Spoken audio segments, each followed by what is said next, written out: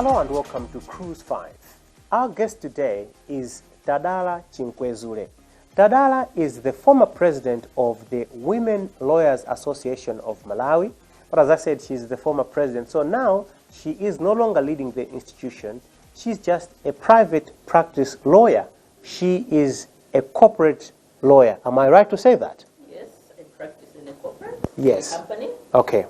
So I work with AHO Group, All right. and it has several subsidiaries. I'm the legal services manager there. Fantastic. Yes. Welcome to Cruise 5. Thank you, Joab. And thank you so much for coming to talk to us. Thank you.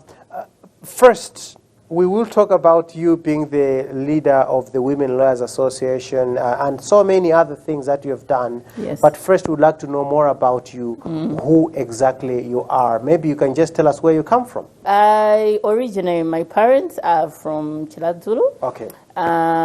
Mostly on our side, we take on the matrilineal side. Okay. So my mother was from Chiladzulu, Bulea village, Okay. Tiempama. Okay. So you can go find out if I really come from there. Yes, of course we have to. Yes. So I was born 32 years ago. All right. Married Okay. to Mr. Esau Chinkwezule. Okay. We have 2 children, All right. Joshua Okay. and Ruth. Is that all, or there's a I should say there's an Amos coming, or there's a John coming? No. Actually, the names are really from the Bible. We decided names from the Bible. Yes, but there are many names in the Bible, you know. So there could be more people to give names to. I know, but you never know what the future holds. You never know what we said, let's take care of these 2 little people. All right. And let us give them the right welfare, the right family. So for now, we think the 2 are enough. But as I said, you never know. You never know. Well, this is life, and there's still so many years ahead. Exactly. Were you born and raised in Chiladzulu, or your parents were working and you've been moving up and down the country? I would say I've lived in so many cities in Malawi. Is that so? Yes. My parents were moving. Okay. So I was born in Blantyre. All right. Part of my life, I lived in Lilongwe, Zomba, Mzuzu. I did some training where I found myself in Rumpi and Karonga. So I've really lived across the country. You're a real daughter of Malawi. Yes. You're a real daughter of Malawi. Yes. I can speak a bit of Tumbuka. I understand Tumbuka. So how long did you stay in Rumpi? In Rumpi, of course, it was months. Okay. But we stayed in a village called Nsundwe. Okay. Yes, really in the village. So the training was to reach out to the rural area. Okay. So we had to live with the rural community. Yes, with the community. Sounds interesting. I'd love to hear more about that. Please make sure I don't forget about it. Back to your family. How many were you in your family growing up? We were 4 of us, girls only. So I'm the last born. Okay. Yes, but between me and my sister, there's an 11 years gap. Oh. The others, it was 2 years between them. Then for me, it was 11 years. And I believe that's why they named me Tadala, because I was born for such a time as that. Did you ever find out what happened? No. But you never got curious to find. But I did ask my mother. I'm like, I was born 11 years after my sister. Yes. Why? Yeah. What happened? Yeah. So she was like, you know what? We believe you were there for a purpose. You were born for a purpose. That's why we named you Tadala. That's quite a political and I was quite odd. So I guess they were blessed to have me, and I hope I'm a blessing to the nation. Were they working? Are they still around, by the way, your parents? No. My father passed away in 1997. Sorry. So I was mostly raised by my mother. Okay. But my mother passed away 10 years later. Okay. So by then I was 19 years old, and I was at Chancellor College. Yeah. I see. Yes. I see. Well, that's our guest today, Tadala Chinkwezule. Born in a family of 4, and 11-year gap between her and her elder sister. Yes. Were you bullied around a lot growing up in a family full of 3 big girls and you being the tiniest, or you had all the love from everybody? I had all the love, and my sisters right now are more like they provide that motherly aspect. Yes, yes. And also, I think they had grown up quite extensively. There was a point my sister was at work. Yes. I think the one I grew up close to was in college. By Yes. the time I was really growing up to realize who I am. Yeah, yeah. So the way they are loving and kind. So Fantastic. yeah, the fortunate thing, that's what I got. Yeah, you're so lucky. Yes. She's so lucky. Music, let's talk music. Do you love music? I love music. I You also love music. dancing. Have you sung before, like in a choir or something like that? No, I don't. I sing. You sing in the shower? Yes, in the shower, but I won't sing in a group. I was hoping you'd sing a song. No, Just one song. No. What kind of music do you like? Well, I'm very versatile. Okay. You'd be surprised. I like classic music. Wow. I like dancing music. I Yes. like worship music. Ah. So I'm very versatile, and I'm open to music. And some people have told me that some of the music you listen to is as if you have an old soul, because I listen to Exactly. old school music. But it's just music. It's just music. music. You're my I kind of think- person. People yes. always ask me, what kind of music do you like? I'm like, that's a difficult question to answer. Exactly, I just love exactly. music. Exactly. Whether it's old or new. If it speaks to you, listen to it. Which song speaks to you? Which is going to be the first one? All right. I would go for a song called Nare Keremo. Nare Kelemo. Nare Kelemo. That one is more like an anthem. The reason I would want that song, it's more like an anthem in our family. Okay. It's a song where our 9-month daughter will Yeah. swear to it when she hears it. Yes. Our son Yeah. will sing it loudly. My Yes. husband and I will sing it, and all the family members. So, and then it's about thanking God. You Exactly. cannot live this life without depending on God and thanking Him. So, I like that song. What shall I render to Jehovah? That's going to be our first song, Nare Kelemo. Who did that song, by the way? Travis Green. Travis and, Green, yes, yes. Another artist. Yes, Travis Yes. Green. So let's enjoy this song in Cruise 5 today. The first choice by our guest, Tadala Chinkwezule. You are a lawyer now. Yes. Is that what you always wanted to be? Yes. Is that so? Yes. Actually, growing up, Yes. I grew up, I was this young girl. Yes. And I had a friend, her mother was Anastasia Msosa. And yes, really? my colleague were together at primary school, Vanessa. I started hearing about Anastasia Msosa, and I was like, wow, what do lawyers do? What do judges do? Exactly. From a very tender age, this young girl who had this vision. So it was from that perspective. And I thought, well, if there's a profession that can help Malawians, if I can help a little bit, then I would want to be that. So I held that ambition from that young age of this probably 9-year-old girl to primary finishing, secondary. Wow. There were actually times I failed, but I never allowed those failures to define me. Mm-hmm. I actually did fail one of my courses at law school in first year. Wow. You would have thought by then, well, this dream is no longer viable. But no, I went on and... you clung on to it. Yes, and here I am, and as they say, the rest is history. You're living the life of your dreams, the profession of your dreams. It Exactly. rarely ever happens that way. It Most people doesn't. start off wanting to be something and they always end up something else. Yes. So you must be a very passionate lawyer then. I am passionate for my work. I've realized that what we do has an impact. Yeah. When I look at a file, I'm just not looking at the documents that are in that file. Yeah. They are a story. There's someone's life. There's someone's business in there. So I have learned to be passionate with the work that I do. Mm-hmm. Yes. And before we get to the work that you have done, there are a lot of young ladies, obviously, who are watching this program, and they're like, wow, she started wanting to be a lawyer when she was in primary school, and I want to do law. But I do understand that law school is not as easy as people make it sound like. It's extremely challenging. I wouldn't lie, it is challenging. It's extremely challenging. It is. My goodness, all yes. the books you have to read, all the cases you have to memorize, all the assignments you have to write. Yes. Tell us more about law school. Well, law school is challenging, but I believe every profession is challenging. I think even as journalists, you guys have to research, you have to read, you have to be an expert in the area that you're practicing. So just as law, that comes in. So we do indeed have books, cases. Actually, the law evolves. So you have to be very alert to what's happening. Cases are being decided each and every day. You have to know what's happening on the ground in the criminal cases. What are the sentences that are being meted?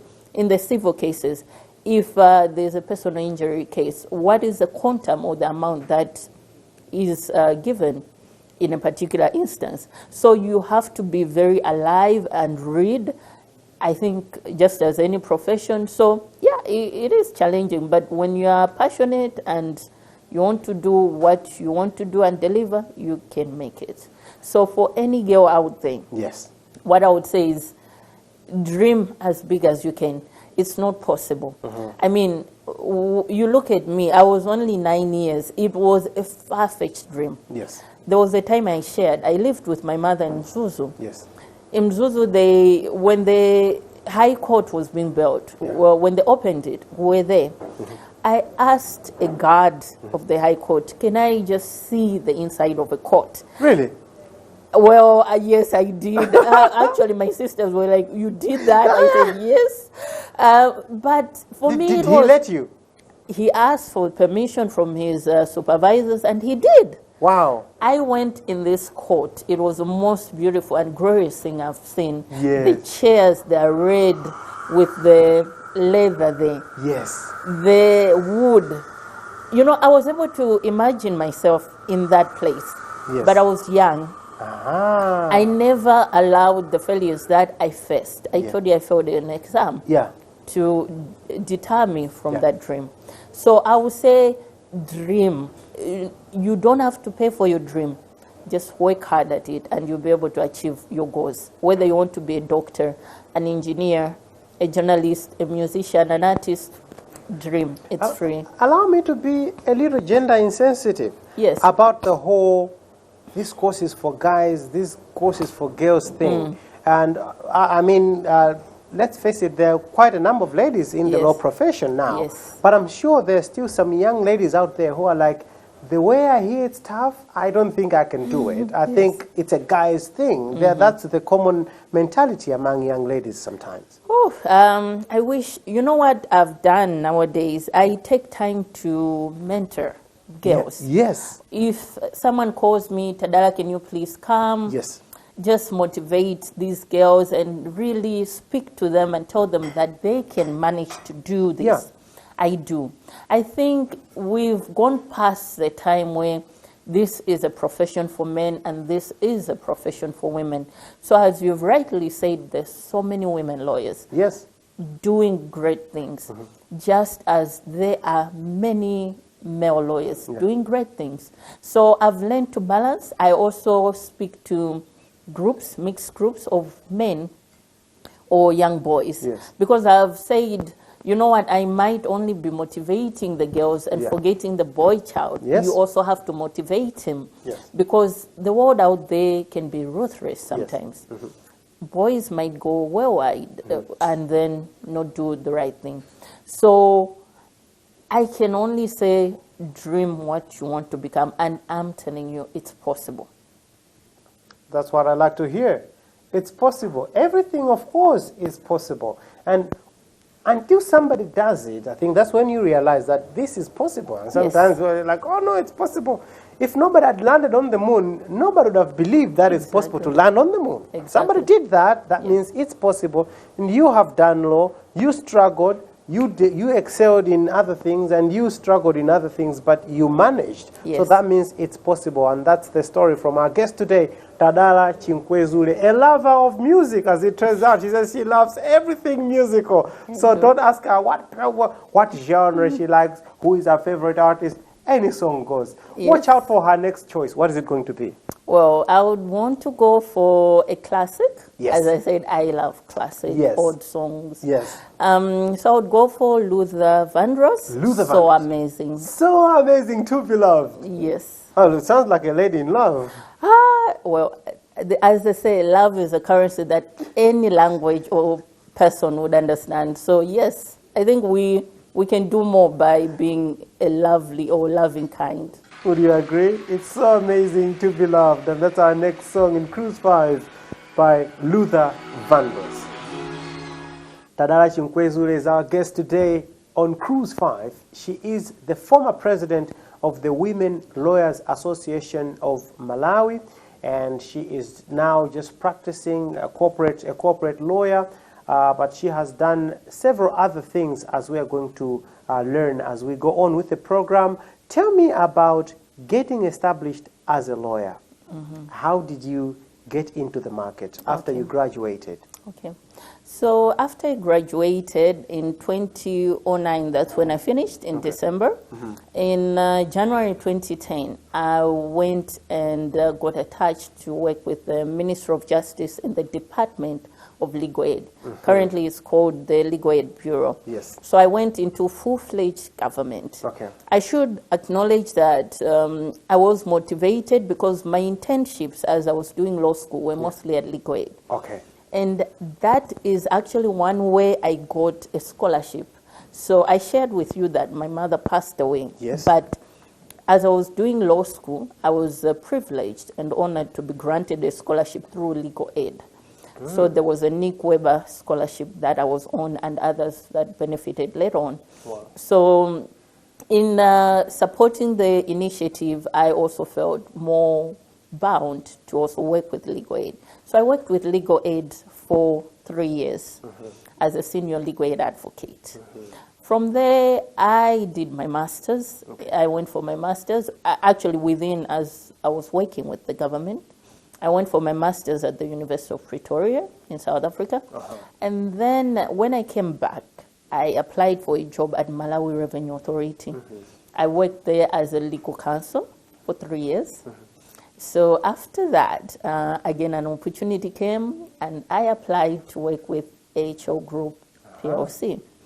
Now, in between there, I think as a lawyer, you also learn that you have to do voluntary work, give back to the society. Yes, I understand. So, yes, I was a member of Women Lawyers, and also I'm a member of the Malawi Law Society. So in all those, I've served in different capacities, not only just the president of Women Lawyers, but I was also able to serve at some point as a vice president for Malawi Law Society. So I believe all that adds into the work that has established where I am right now. As a corporate lawyer, people don't usually get to talk about you guys. You know, it's the other side that gets heard most because they're representing clients, they're handling major cases, and you get to read about them in the papers and so on and so forth. But the corporate lawyers, they are kind of just running things on the down low. That choice, was it deliberate, or it's just the opportunity presented itself, or it defines what kind of person you are? You don't like that prominence? Wow. I would say the corporate way I practice is a bit unique because I do represent the companies in court. Okay. So it's not more of administrative. Okay. I'm mostly in court, and I've taken on quite a large amount of cases that are quite critical. But probably, as you're saying, we don't usually go to court to maybe you won't see it in the media. It might come in, but not as much as who was representing the organization. Yeah. So why I joined corporate? I would say at that point it was a strategic move on my part. Okay. I had learned that after 3 years within the organization of MRA, if I wanted to move up the ladder, probably it might take longer, and I had more seniors above me. Now, I was a legal counsel, but this opportunity was saying you'll become a manager. So I said, probably let me try it. And there were really interviews which I did at a point where I had just a month into having had my first child. Okay. So I really traveled all the way from Blantyre, came for the interviews and traveled back because I had a young baby. And I think part of me did the interviews not thinking I would be picked or something. Yeah, just like, let me just give it a shot. Let me give it a shot. Yeah. So when I was offered the job, I was really... Now you start thinking, Yes. like, okay, so this is it. Should I move or not? So it was a decision I had to critically think about. Yeah. Consult with people, engage, and look at the career progression I was looking at. So that's how I joined corporate. I see. Yes. I see. And you seem to have remained there. Yes. Yeah. For now. For now, you are. yes. Listening to you, you say you are at a crossroads, and I kind of understand that, because sometimes you are at a comfortable place, but another comfortable place is inviting, and you don't know whether you should abandon this and move altogether or stay where you are. Is there something that is keeping you in the corporate world? You must be happy where you are, I take it. Yes. I would say I'm happy in the corporate world at the moment. All right. It's a challenging job. Yes. Here you are advising management about decisions that can affect the whole company. It can make or break the company. So I think I like that challenge, and it motivates me. It motivates me to see when I advise management in a particular way to take, they do that, and then you see the results. So I would say, I think I've been challenged working in corporate. It's not easy. It's not fun sometimes. You know that the decision I'm making might mean the company losing money. Yes. They will say, we had legal oversight on this. You are answerable. Yeah. So it's that move. It's being in that place and being part of that process that has motivated me to remain in corporate. So I think I'm still, like a chisel, I'm still being chiseled to learn more about corporate. Yeah. I've learned about corporate governance. I'm a company secretary of some of the subsidiaries. I never undertook that in some of my roles. So that helps me if I'm serving on another board to apply that. So I take the things I learn in my work and apply in other spaces. So I think it's still a place I'm growing, and at the moment, I'm happy to serve in that place for now. And now, you ended up being the president of the Women Lawyers Association. Tell me about how that interest came about. Was it just about, I have to do some pro bono work, or it was more out of some ambitions that you harbor somewhere? I know, Joab. Actually, I should say the truth. I was really encouraged to run for that post. Okay. I was reluctant. I was like, well, I've contributed my part. I'm in several boards. I'm also a chairperson of Transworld Radio. Okay. I also serve on the SADC Lawyers Association, SADC Lawyers Council. Okay. So I was like, well, at this point or juncture, I think I've done enough. I think I'm okay. Yes, and actually I was just coming from serving as a vice president for Malawi Law Society. And I had run as for the presidency, and I had lost. Yes. So it was 2 months into that process when some people were like motivating me to run for this position. They're like, guys, I've had enough of losing. Yes, I don't want to lose again. yes. I'm like, you know what? Guys, what if I lose again? This will totally destroy me. Yes. Can I just, I'm always a member of WILA. I've done several cases. I can lay them out for you, So we want you to run. It took time for me to decide that I'm going to go for it. Yes. And it was because I was already a member as well, and I had that passion to serve. And I said, if people have that vote of confidence in me, I should not let them down. Let me try. And by then, I also thought the shoes I was coming to fill in were quite huge. Before me, there was Sarai Chisala, great lawyer. Yeah. So I was like, wow. Who wants to step in when somebody like that is stepping out? Yes. Am I going to manage? It can be quite scary. Yes. So with the motivation and the guarantee that people would support and I would have a very effective team, I believe in teamwork, I said I'll try. So starting off, You wouldn't have heard of Wheeler maybe in the earlier months as Yes. we were leading. Yeah. But things happened, were known, people started talking about Women Lawyers Association, Women Lawyers, Tadala and Yeah. what. But in all that, there's a lot of teamwork.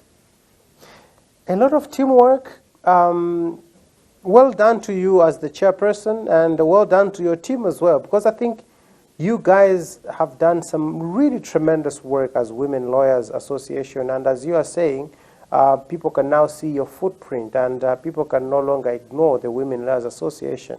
I've got in mind some two very key things that you did, but I would like you to come in if there are more that maybe I might not have picked. First was when you decided to join the elections court as friends of the court. Yes. That's when we were bombarded with the word amicus curiae, and we were struggling on radio, like, oh my God, what am I going to say here? This is Latin. Exactly. Tell us more about that. I thought that was quite a bold move, and I was looking at the reaction from the people. People kind of loved that. They said, that's a good move, women lawyers. Oh, well, it was Women Lawyers as it is right now. I would say the membership by the time I was leaving would have been around 500. Yes. So by the time something is happening, and with the benefit of social media, people pick it up. Yeah. And then people are like, you know what, we've noted that with the voting, most of the people that registered were women. Yes. Are the rights being elaborated in the court? Yeah. So there was a discussion by the members, and then the executive leaders and the board. Then it was decided by the leaders and members that let's join and represent the voice of the women that registered and voted, I see. because their rights have to be protected. Women Lawyers is more focused to women and children. Okay. So that was the understanding. Yeah. We went there.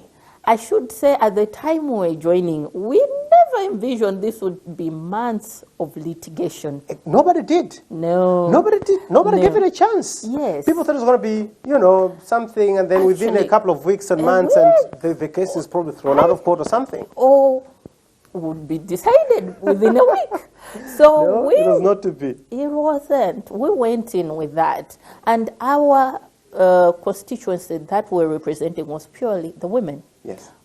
Whosoever they voted for was not our concern, but the right to vote had to be protected. So we went there and said it would work. Now, with women lawyers, it's not mandatory to be a member. And the lawyers that came in, you interviewed one of the lawyers, Dr. Benedetta Malunga, on one of your programs. Yes, yes. That was pro bono, purely pro bono. We were not paying her for all those months. She was helped by the current president of Women Lawyers, Ms. Immaculate Maluser. It was purely pro bono, no fee that we paid to them. Wow. Once in a while, if we had a few kwachas, we'd give them some fuel, or there was a time the court would end at 7 p.m., would say, okay, can you just have 10,000 and buy food? Yeah, yeah. But it was a personal dedication. Some lawyers would come in and these are people who are working full-time somewhere else, just like I'm working full-time somewhere else. Yes. And there would be occasions where, well, we don't have a lawyer to appear in court. And on brief, you share with the members, we need a lawyer, and someone would just come up, or go and sit in court, listen, and give you a brief. Wow.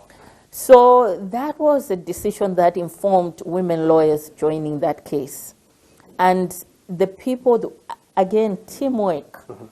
I think as a leader, you have to learn to harness the team that you have. Yes. So there was a dedicated team of researchers, drafters, and people who were going in court. So you saw the people who were going in court, but behind them as well, there was a truckload of support that they had from other members. So what was produced in court was the work of diverse people coming together and producing such submissions. Simply amazing. Simply amazing. Tell me how challenging it must be to be friends of the court, because from what we learned, you're not necessarily taking sides. You are basically standing there as an observer and informing on what is being overlooked and things that. But and you are Women Lawyers Association, and you said the majority of the people that voted were women, and people are alleging that the vote was stolen. That means the vote of the women was stolen. So I think at some point you must have some kind of bias and some interest, isn't it? No. No? No. As an amicus, you have to be neutral. So it was really that place we were coming from. It was, I think that's what informed our way of working. Because we knew if we just said we're supporting this side, it wouldn't have gone well with any person. Okay. We're supporting this side. It wouldn't have gone well with any camp. So we had our perspective and we focused on that. The women that voted, can we ensure that that vote is protected? Okay. That was our understanding, and we went there. So, as you've said, a friend of the court, if you look at the principles of a friend of the court, or if you go through cases, like even the Odinga case in Kenya, they clearly articulate that a friend of the court has to be neutral. But also, how do you become neutral? You cannot submit the same things that the parties are submitting. Okay. If you do, then you are useless as a friend of the court. Right. You have to bring in something that's new. That is what informed our position. And we worked up until the last day on that. Looking back, do you think you added value to how that case was evaluated and argued in court? Did you manage to bring out the prominent issues that you sought out to bring out? Yes. We did, without a doubt. So, you know, it's also a strategic case for us in that what that case did, it articulated another angle of how you look at a human rights case. Okay. So in law, when you are proving a case, there are different standards. There's a case in criminal law, you have to prove beyond a reasonable doubt. In civil, you have to prove on a probability, balance of probabilities. Now, when we're looking at some of the human rights cases, which most times involve women, it mostly moves you toward proving beyond a reasonable doubt. The standard is quite high. Wow. So when we were submitting before the court, we submitted that the right to vote is important, and the standard to prove that right has to be reduced. The reason is, when that is accepted, and it was accepted by the court, it means any other case that a human rights person is able to handle, the standard was accepted to be lowered. It's more strategic. It helps more women. Further, we submitted on the issues pertaining to, I think, how the proof has to be done. The court took our submission. Actually, I think even the Malawi Law Society submitted on that. The court also acknowledged that. So I would say we have contributed, and I believe the women lawyers will be contributing with the current new leadership that is there. It's our guest today in Cruise 5, Tadala Chinkwezule, former president of the Women Lawyers Association of Malawi, and she's going to select our third song now. What is it going to be? My third song is Maine, yes, by Nsundwe. Yes. Yes. The hottest guy of the moment. My husband thinks I'm starstruck. Maybe you are. I was like, I like this song. Look out, look out. I probably am one of the fans. So I like this song. Yes. As I've said, I was mostly raised by my mother. Yes. I have a very wonderful mother-in-law who raised my husband. Yeah. And when you look at that video, you just see how people come together to honor their mothers. Fantastic. Yeah, actually, had I known that they were asking for pictures of people with their mothers, I would have sent mine. You'd have sent yours. Oh, too late. Maybe they'll do another reprise or something like that, a remix. But that's going to be our next song on Cruise 5, Maine, by Nsundwe. One other case that possibly, judging by its prominence online, is the case that you represented women whose rights were violated, if I could put it that way, in Lilongwe at Nsundwe.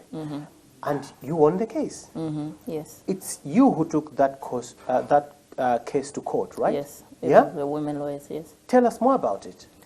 Well, as I said, social media is also plays a role, and you have to be alive to what's happening. Okay, so women lawyers have done several cases. You had asked me before, what other cases? Yes. Nsundwe, yes. Yeah. But we've done other cases. We were invited by the court to be friends of the court in the COVID lockdown case. Okay. We were friends of the court. I think they invited the Malawi Law Society and the Society of Doctors. We've also done another case, the judicial independence case. And currently, the women lawyers are part of a team that's prosecuting the Mchalo case where a child was defiled by Ken Carter in Chakhaza. Now, why am I talking about this and how social media influences what you can do or what you should deliver? The Nsundwe case was an outcry on social media. Yes. When it happened, clearly, the constituency that we serve women, where their rights were violated or alleged at the time to be, had been violated. So when there was that happening, people were like, now, as I said, it usually is the members, the leaders, executive members, and the board. They started talking about it. Can we do something about this? It was generally agreed, I think we have to come in and help them. But again, women lawyers is not well funded. It's really a pro bono voluntary. You give your subscription if you wish. Yeah. So again, women lawyers formed a team. Yeah. It was actually led by one of the current judges, Justice Wezi Malonda. She's now a judge. Yeah. And the lead team for the legal group was Counsel Hilda Soko, Mrs. Hilda Soko. Yes. So the lawyers just came up, let's work on this case and what we can do. Part of it, we also worked with a group of male lawyers. They called themselves the civil liberties lawyers. Okay. So for us, it was the more it means, the more we can reach out to them. Okay. So we started the process. We started with the support of these lawyers. They'd also taken up statements and we started following the case. I think along the way, we also worked with other NGOs, NGOGCN, they gave us information. So when it came to the point where we should go to court, it was really a build-up of different organizations, and then the women lawyers took the matter to court. Wow. It wasn't easy. How do we take it to court? Who prints the documents? Who goes to see the women, get the statements?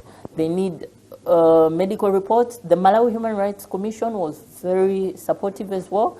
They would say, okay, today we would help you with a vehicle because we're also working on this case, so let's go together. It happened like that. So it was really people coming together and working on the case. Wow. Probably then the women lawyers took the matter to court. Yeah. We started by issuing a demand letter to the Inspector General then. Yeah. When we did that, we had several engagements with the police themselves and also Parliament, because one aspect that we thought was quite crucial was the establishment of the Independent Police Complaints Commission. The Police Act 2010 had not established that, but it was there in the law for 10 years on. Wow. We thought had that organization been in place, these women would have been quickly assisted. So we also engaged with Parliament. But then I think, the legal process, there are timelines. If you have to sue me in a particular case, you might have 6 months from the day that the incident happened. Yes. So after 6 months, you might not be allowed to go in court. I understand so. Exactly. Yes. So we're working on a time limit. Jesus. This has happened in October. We're moving with time. Jesus. We're losing time. We do the demand later. We engaged in what? There was more like, okay, why don't we go to court? If at all there will be engagements and other processes, we'll do a consent. If not, we'll litigate it in court. So we did that. Along the way, in a good way, Parliament advertised the post of Independent Police Complaints Commissioner. But at the time, we were already in court. We couldn't remove them. And because the process was quite tedious, the court process continued. And then, I mean, it was quite hectic researching. Obviously, this was quite a unique case. It had never happened. We researched, submitted to court. The government, the state was also responding to us. Mostly they were represented by government or the states that, or the departments that we kind of sued, the Parliament and the Inspector General. They responded. It was a court process, and then the court made a judgment on what was submitted. So they said the women had been violated, their right had been violated, they had to be compensated, and that would be done through an assessment. In between, the court also thought the right was more violated because they didn't have that right to access justice because the Independent Police Complaints Commission was not established. So that the court also asked that should be established. Fortunately, in the process, the interviews for the IPCC had been done, so it was more like already done. The assessment for their compensation is also yet to be done. And also there were other orders such as an occurrence book to be submitted. So all that, I should say the other parts I might not be able to share because it's almost, there's a completion of the case, but there's another part that's still ongoing.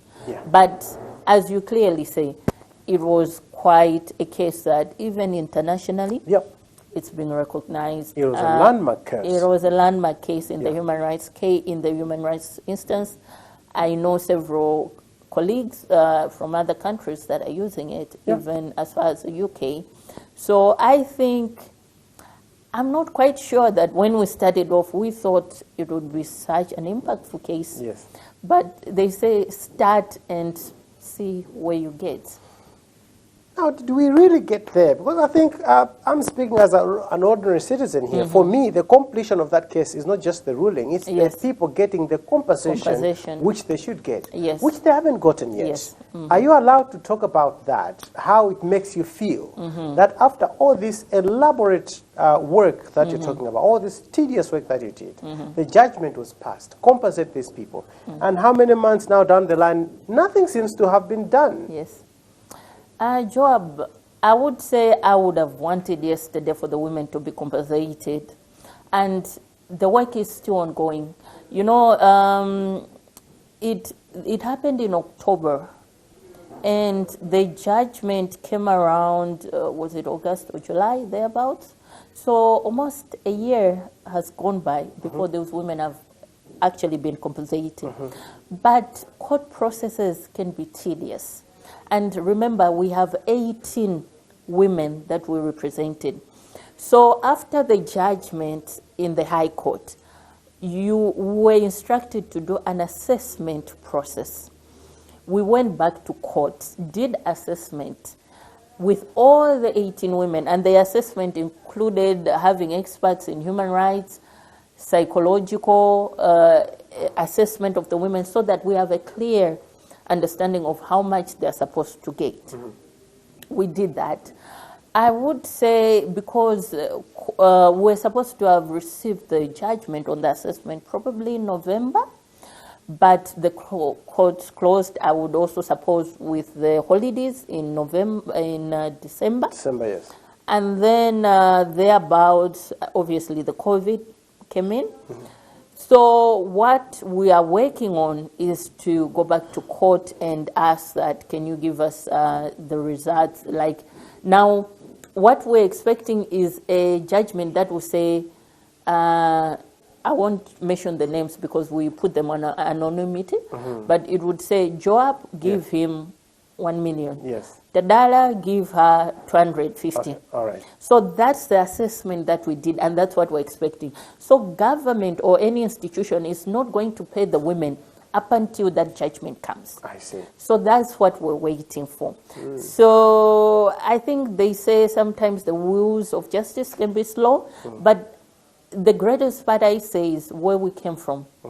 It didn't. Sometimes it looked as if it wouldn't happen or anything. Exactly. But when we have that judgment, when we have that order, these women are going to be compensated, and they'll get that compensation. I'm sure they would have wanted to get it right now. Right now. Yes. And we are working, as I said, it's work in progress. That's why I'm unable to even disclose some of the things. But the team that was working on the case is still there. And there are other aspects that they're working on. So I'm hoping, all things being equal, I think we shouldn't reach end of March or end of February before the women are compensated. I hope so. That would be absolutely fantastic. But still, that doesn't take away from you as Women Lawyers Association the shine that you get from having done this. I think it was a remarkable achievement. Yes. But it wasn't a remarkable achievement when you failed to get the the chairperson. Oh my God! February 2019, when you lost for the lawyers, the Malawi Law Society. The Malawi Law Society chairmanship. Yes. What happened? What happened? What happened? Wow. 148 against 128. 28. I know. So 20. That is so close. Like, you're like, where are these 20 people? Please. I know. Who are these 20 traitors here? How could I have just bring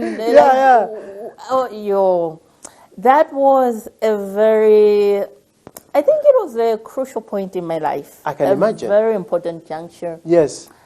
And it's in a democracy. I mean, it's a democratic way. People choose. So if there's Tadala and Joab, they are going, if they vote, and it's a secret ballot, you're it's not going to be one of the two winning. One of the two. They had to be one who won. My colleague, he's also my classmate. You were Burton's deputy, actually, as the treasurer, right? Yes, Burton was the treasurer. I was and the now vice you are racing against him. Yes. Yeah. But he's my classmate, by the way. We call each other partner. Yes. And I had to accept. Yes.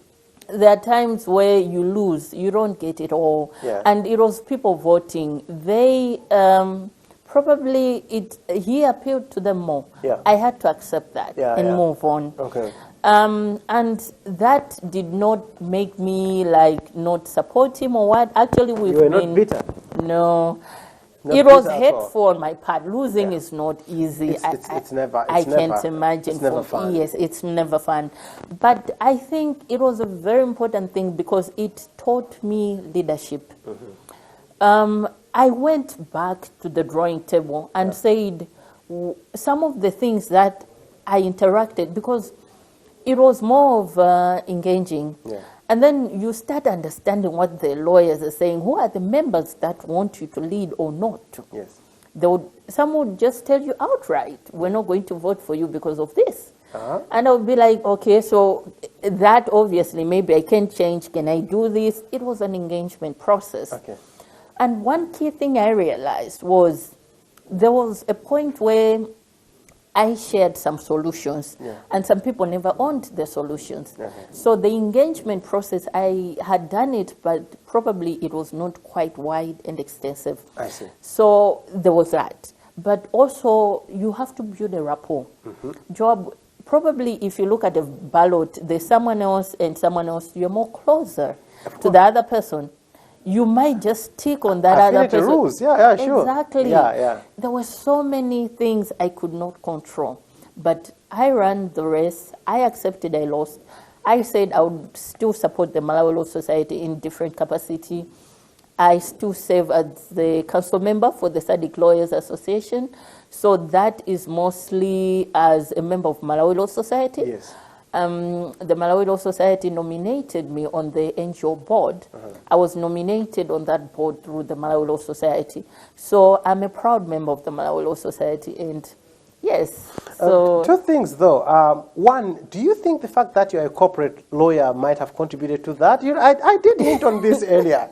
I was saying, is how a corporate lawyer is? Yes. Because, face it, as you're saying, it's about affinity. It's about how many times do you cross on people's screens. And Yes, Joab, that was an issue Yeah. for some voters. Okay. Tadala, you can't understand us as lawyers in Yeah. private practice, what yes. we go through. You don't know what we go through. You can't You- represent us well. No. Tell me, have you ever worked in a law firm? Oh, no, I haven't. Yeah. Have you ever run a law firm? No, I haven't. How would you represent me? These are my major Exactly. worries and fears. Yes. But I had to get to a point that that's what you would want. Yeah. Engage the lawyers. Okay. So, yes, because we are all lawyers at the end of the day. All the issues that my fellow colleagues are going through as a lawyer, despite where you're practicing, Yes. I also go through them. Okay. I agree it might be the extent of how much I go through them compared to them. Yes. But that tells me that I, as a leader, you have to know what your constituency need. Yeah. You know, someone shared with me about a car. Yes. When you are a leader, you are the driver of that car. But in that car, there are wheels that are running. Yes. There's an engine. Yes. There's what? Those are the members that form the constituency you are serving. So you have to know what the engine needs. You need fuel. You need what? So I said, you know what? Despite being in corporate, I understand what you're going through. I understand it's expensive for you as a small law firm to run your law firm, Yeah. to pay fees Yeah. that are quite high, to pay for this. You have several lawyers, you're trying to grow your business. I understand that. Judgments are delaying. I have several judgments that are delaying. Yeah. I would want them to move, so I would engage the judiciary on that. Yeah. So I engage them. What else do you think you'd want? Okay. That's the process I have learned as a leader, engagement and consultation. That's quite an interesting analogy. And I said there are two things. Now, using the same analogy, if the car I'm driving breaks down, Yes. there are two things. Either I abandon it completely, or I call my most trusted mechanic, he fixes Work it, on it. and then I continue where I stop. Exactly. Are you going to run again? Well, that's a good one, Joab. So I should say I have been motivated by people to run again. And, you know, you look back and you're like, well, guys, I lost. I think let's move on and what. But, you know, again, that vote of confidence. You're like, why are these people coming to me to ask me to run? So what I'm doing, again, having learned from my past, is to engage and consult. Again, as a driver, I cannot drive this car where these people are like, oh, okay, we want a different driver. I cannot force myself on them. Okay. So I've taken that process of engaging and what. But I cannot tell you for now for sure that I'll run or not, because there's a process. We go through nomination, and then you are announced to the group that you're running. So as of now, I would say, yes, I've been motivated. Yes. I'm engaging and consulting. You will get to know when I decide. If you would have it your way, you would run again. If you would have it your way. Joab, you're really trying to get me to that corner. If you would have it your way. If I would have it my way, Yes. Here's what I would say to you. Yeah. You can never impose yourself on a group. But if a majority of them are coming to say, please lead us, then you go and you run, and there's a possibility you can win, you can lose. So I would say having it my way is not the solution, but what the... Now, I want you to get me right here. Having it your way is, if all the boxes are ticked, personally, you are motivated to run again. Okay, maybe to answer, yes, I would run again. That's what I wanted. Now, that wasn't... Do you plan to join politics at some point? No. That sounded really political. No. No, honestly, I can already give you a certificate in politics right now, Really? just from how you spoke for the first 5 Oh my minutes. God. And you're like, oh, you know, if the people want me, and they've got confidence, and I want, but you know, I can't impose Oh my myself. God. The car, this is the engine, and whatnot. You should probably consider doing politics. Politics. Does it ever cross your mind, though? I mean, jokes aside. Jokes aside, I've had people who have said the training you have undergone, Yes. the leadership path you have undergone, Yes. you should join politics. Yeah. I look at myself as someone who contributes from the outside. Okay. Because the space is large. Yeah. You can help to lobby for things that obviously would need a politician to make a decision. Okay. So I would not say I don't work in a space where politics is not operating. Politics is operating everywhere in diverse places. I'm alive to that. Yeah. But myself being in politics, that's a thing I believe I'm contributing where I am, and that's the best place to be right now. I'll tell you what, I want you to drink your water, so let's go to our fourth song. I will. I want you to catch your breath. I think I have been too harsh on you.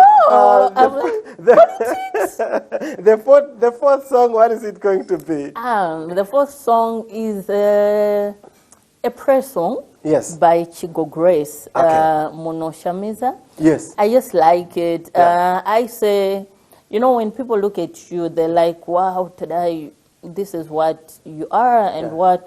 But truth be said, it has been the grace of God taking me this far. I cannot say, oh, well, I'm very intelligent, I'm very knowledgeable. No. I think it's God. So I love listening to that song to bring me down and say, today it's not you.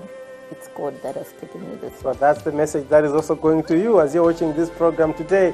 We're talking to Tadala Chinkwezule, and that's going to be our fourth song in Cruise 5 today. Tadala, where do you see yourself going? You've obviously, I would say you've tested power now because you've been the chairperson of the Women Leaders Association, Women Lawyers Association. And quite, I must say, successfully ran the institution for the time that you were its chairperson, its president. And you now gave a shot, you gave a shot at the Lawyers Association, Malawi Law Association, and you might want to give it a shot again. Those are quite some ambitious things to do, and I'm genuinely excited for you. And I don't know where you want to get with all this. Where do you see yourself going?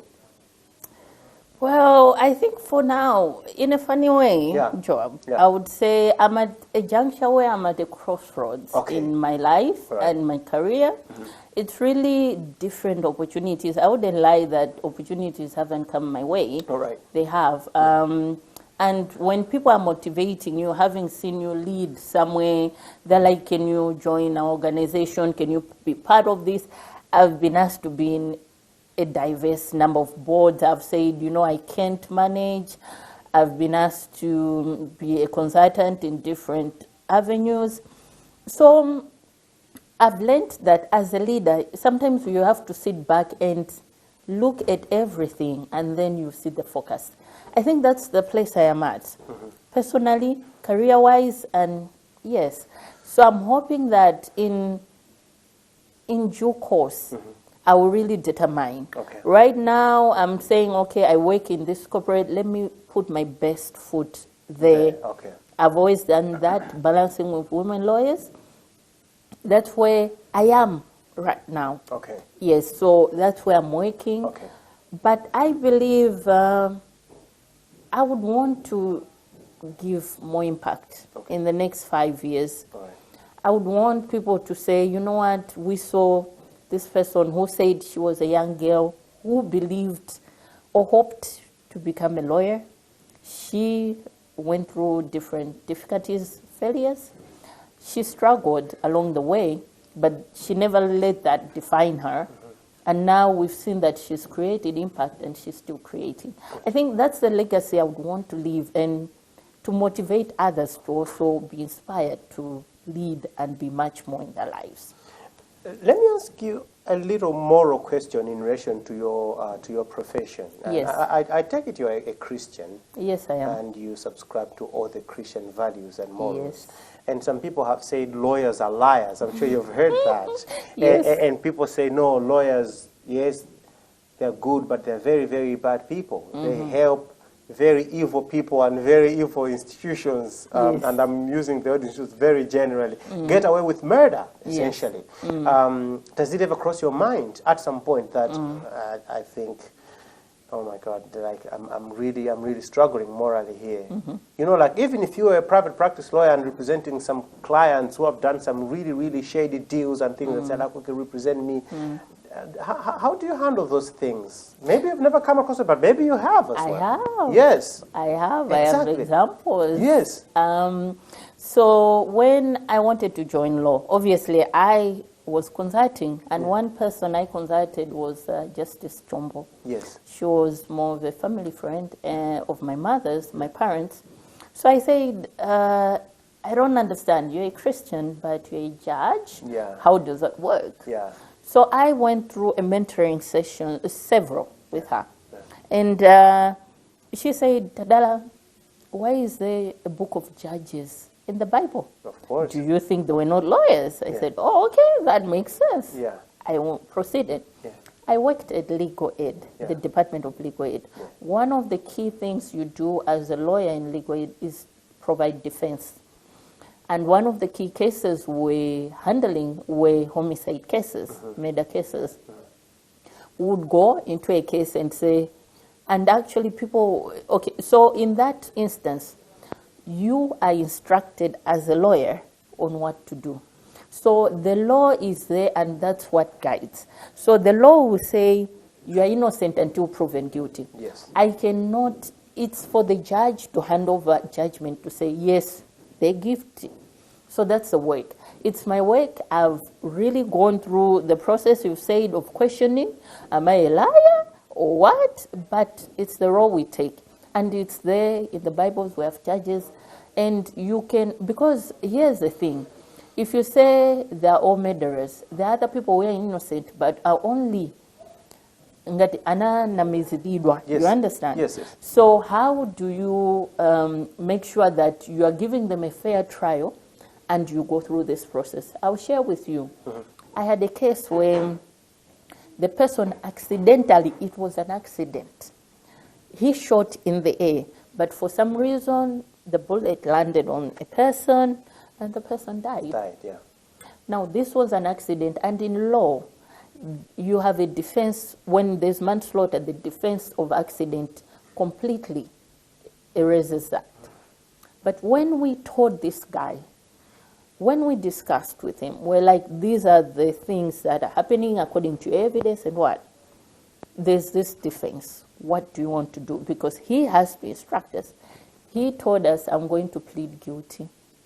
My cautious is not allowing me to accept that I did an accident. A life was lost. Oh my God. He pleaded guilty. The court, knowing and understanding the moral perspective of this suspect, ordered a communal, was it a suspended sentence? Because I think he was in custody. Yes, yes. Yes, so they can count the years you've spent in custody. All right. To then, when they say, if you spent 3 years, they'll say, we sentence you to 3 years, and then it's more like automatically suspended, you've already served, and what have you. There's those things that courts can do. Yes. That's what happened. So, Joab, I have met those moral issues in my profession, and they're still there. But it's the choice that you make to work and to serve in that role and capacity to the best of your capabilities.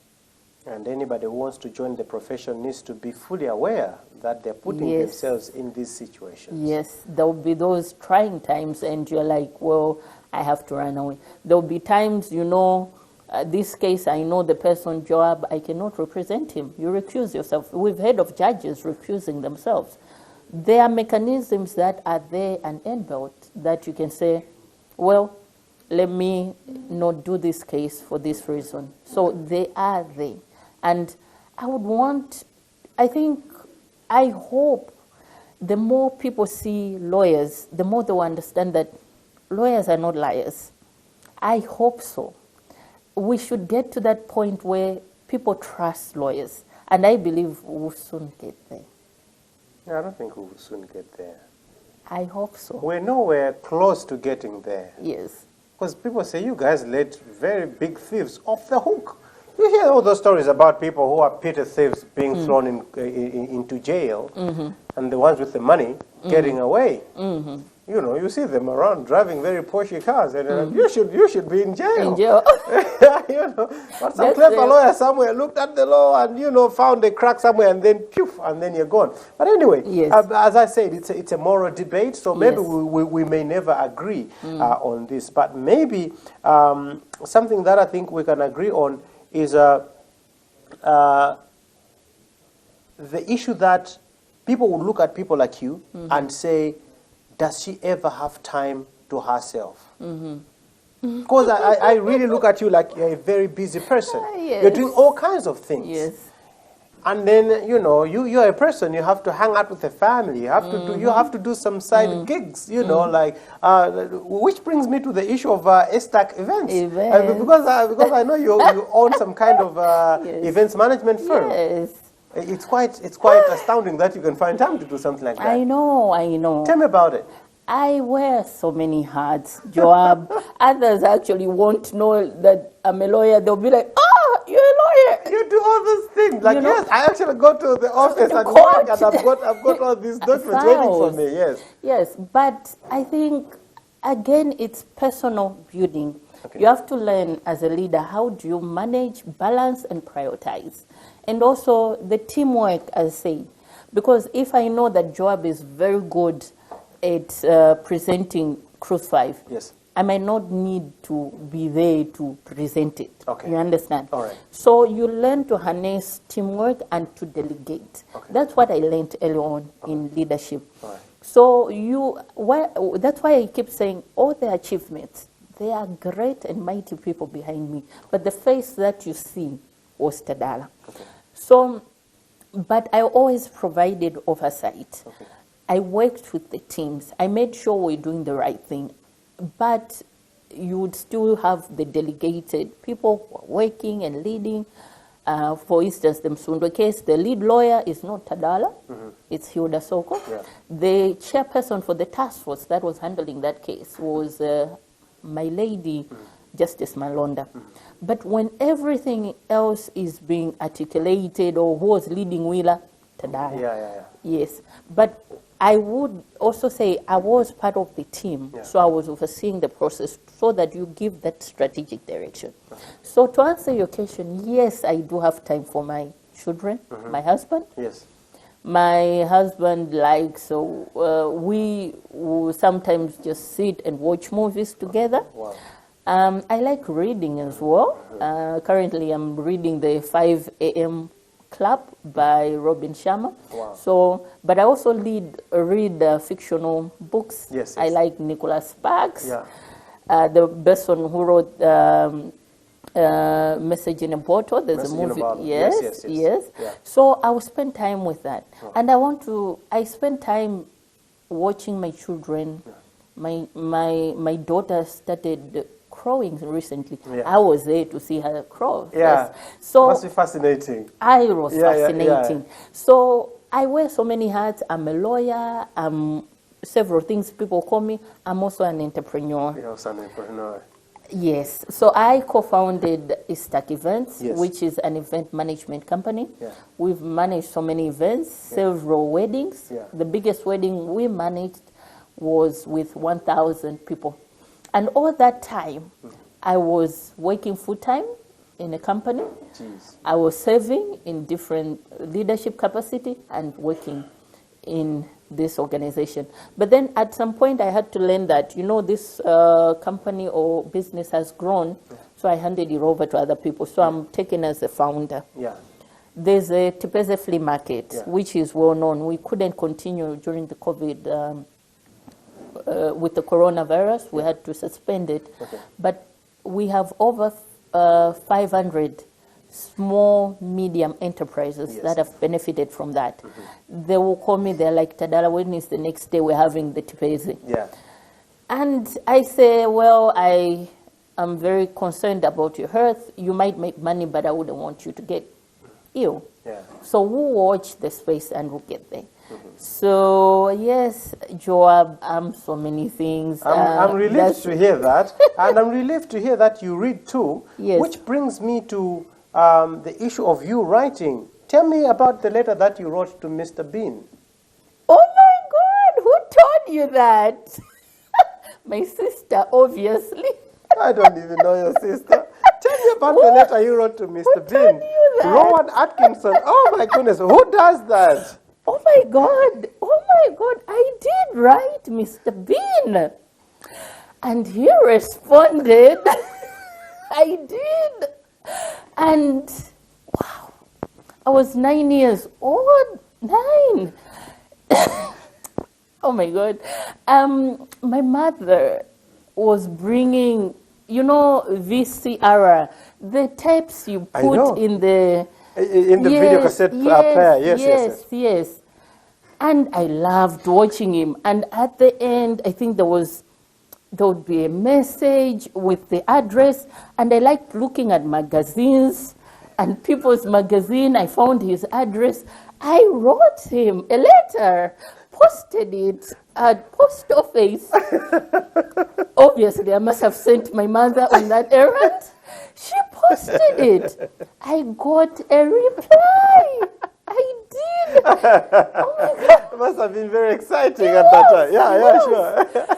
Oh my God, he did respond. Yes. I kept that. I might still have it at home somewhere.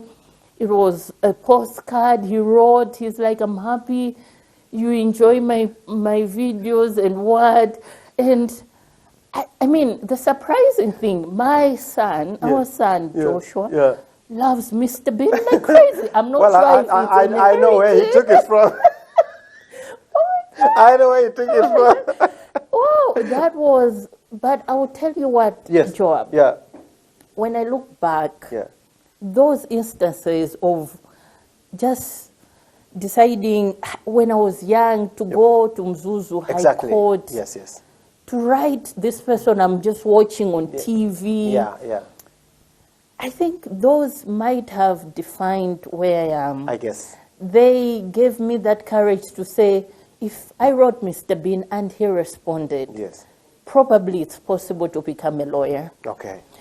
If I went to court and they allowed me to see the inside of a court, probably I can become someone. I can sit there. That's why I say it's free to dream. Yeah. If Mr. Bean never responded, I don't think I would have been hurt. Yeah. Maybe I would just be like, for a few minutes, Mom, he never responded. Yeah, but that's about it. But I heard that. So that's why I keep motivating people that try. You don't have to limit how far you can go. Yeah.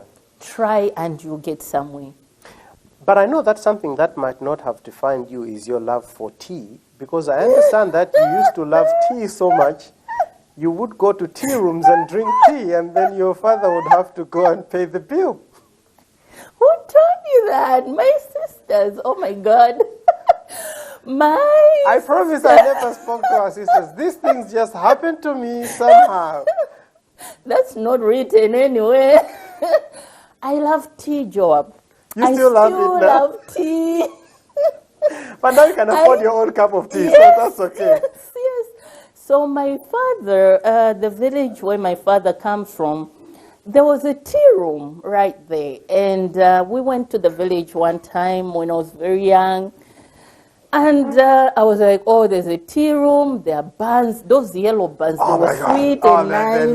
They look appetizing, yes. So I went there. I think in my head I thought everyone goes there and drinks tea and comes back. Yeah. Now, I think I never understood the complexity of paying money and what. I was so young. I drank my tea and what. Probably for them, they were like, hey, tabanga business. Yes. You know? Yeah. And I left. Then my father later on comes back to tell my sisters and they're like, Tadala was busy drinking tea. And she had not paid. I was called to go and pay. I was like, okay, I drank the tea. Yes, I didn't know how to pay for it. I wanted tea. I saw tea. And I love tea. I had a special cup at home. It was a huge one, green, plastic. These odd cups. Yes. I'm telling you, I can accept to have breakfast, lunch, dinner, tea and bread. That's all. That's our guest today on Cruise 5, Tadala Chinkwezule. Well, you know her as the former chairperson of the Women Lawyers Association, but not for all these other things. So you can as well just forget about it. We have to wind up our show, and I've got a set of questions which I'd like to ask you. To which you can only answer yes or no. Okay. But the That's first like one. Cross-examination. No. Well, I don't think you have to complain. You don't have any right to complain because you do this all the time. Yes. First, though, you have to tell me your full name. What is your full name? Tadala Peggy Chinkwezule. Do you have any tattoos? No. Do you have any piercings? Yes. Do you have children? Yes. Have you ever shot a gun? No. Have you cried over someone? Yes. Have you fallen in love before? Yes. Have you killed a chicken before? No. Have you gotten into a fight before? Yes. Have you gotten any surgeries? Yes. Have you stayed in a hospital? Yes. Have you donated blood? No. Have you smoked weed? No. Would you smoke weed? No. It's a yes or no question, so No. I'm not going to probe on that. Yes. Have you ever drunk alcohol? Yes. Do you drink alcohol? No. Would you drink alcohol again? No. Do you want to be president of the Malawi Law Society? Yes. Do you have political ambitions? No, not at the moment. Was that a no or a yes? No. No. Have you broken someone's heart? Yes. Have you had a crush on someone? Yes. I guess we end it there. It's been a pleasure talking to you, Tadala. Thank you, Thank you so much Joab. for coming. Thank and I you. really wish you all the best. We have to finish with a song, though. Yes. What's the fifth song going to be? Yes. Yeah. Fight Song Yes. by Rachel Platten. Yes. I like that song because there are times where I have had times where I'll say I'm giving up. Yes. But what that song, the imagery it creates. This is a fight. This song. is breaking things and so much energy, so much passion. Yes. Yes. Because it says sometimes you have one match. Yes. You can make an explosion with one match. And I imagine that. I'm like, today, this might be your last opportunity. Yes. Try it. You never know where it will lead. So that song, sometimes when I'm about to give up, I listen to it. I also sometimes drive with my songs playing in the car, loud. Blasting, yes. Blasting. I would just sometimes go on a drive when I feel like I need that motivation. That's one of the songs I will listen to. So I like that song. We're gonna end on that note. Fight Song by Rachel Platten, and that's the choice of our guest today in Cruise 5, Tadala Chinkwezule. Until next time, it's goodbye. Like a small boat